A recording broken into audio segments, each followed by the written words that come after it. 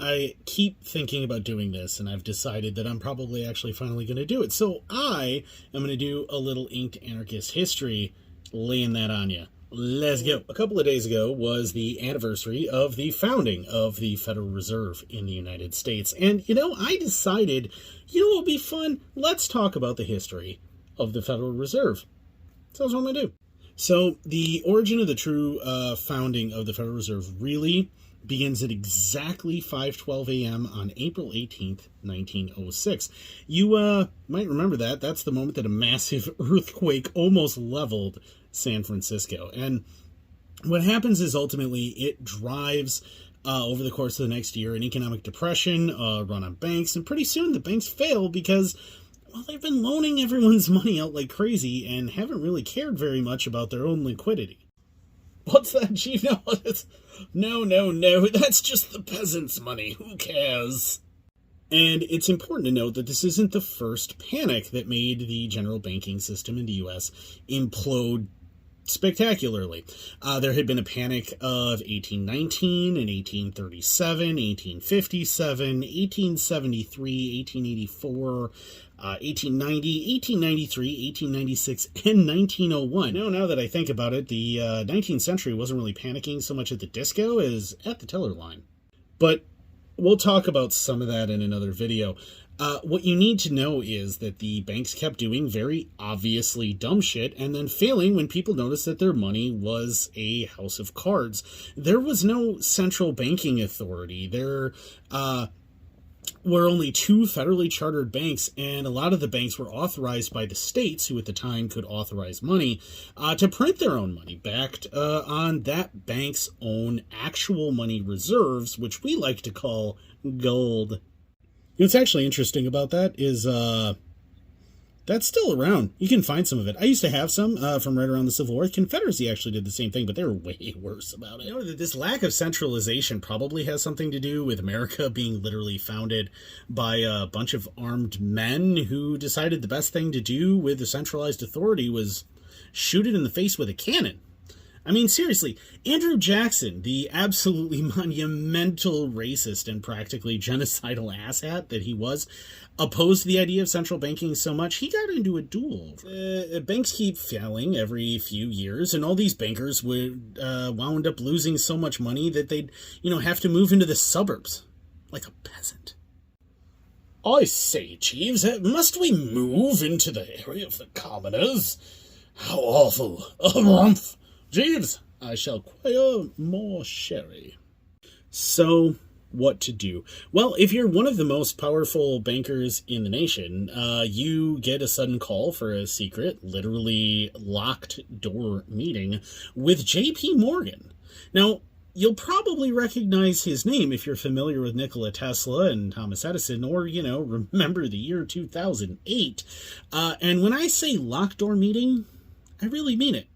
The man literally had his servants lock the doors of his library from the outside and refused to have them unlocked until they all signed his agreement. And what was this agreement? Well, it said that they pledged $25 million to go into a centralized fund governed by a central authority that would then take that and use that to bail out any bank that was failing. They had to pledge that. J.P. Morgan was the centralized authority. You can see why maybe he needed to lock the doors. Well, so you fast forward a few years, and dear old Jimmy P is getting up there in years.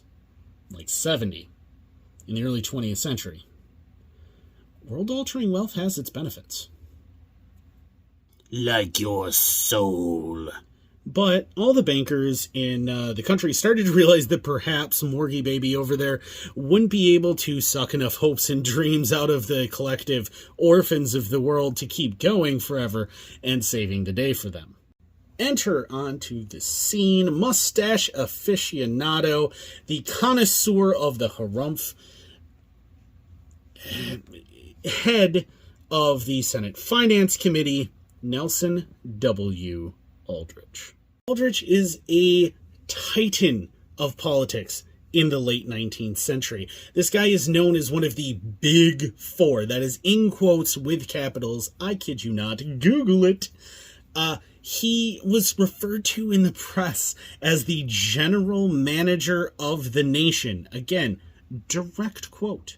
And it should be noted, this guy had only spent a single term as a member of the House of Representatives after a meteoric rise to prominence as the tycoon of a grocery empire before he landed in the Senate. And, you know, that definitely sounds like somebody who's absolutely and completely on the up and up. So one day, Aldrich is talking to his Wall Street buddies, and they go, "Listen, Nellie, baby, we gotta talk.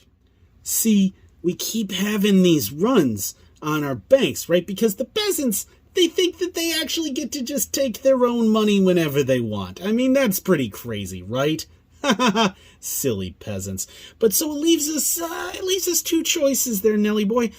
We either need the government to do something to make other people pay for us to keep being reckless assholes, or we're going to need to start behaving ourselves with other people's money." So Aldrich goes, oh, I know. What we need is a central banking authority that can give banks money from the taxpayers to keep them from failing when they screw up. What could possibly go wrong? The problem that Aldrich had was people at the time generally weren't big fans of like three main words, and those words were central, authority, and banking. Can't imagine why. So, what does the esteemed and definitely totally 100% above board senator do? What he does is he sends a letter to a whole bunch of his friends that are bankers, and he tells them, "Psst, hey, meet me at the train station in Hoboken."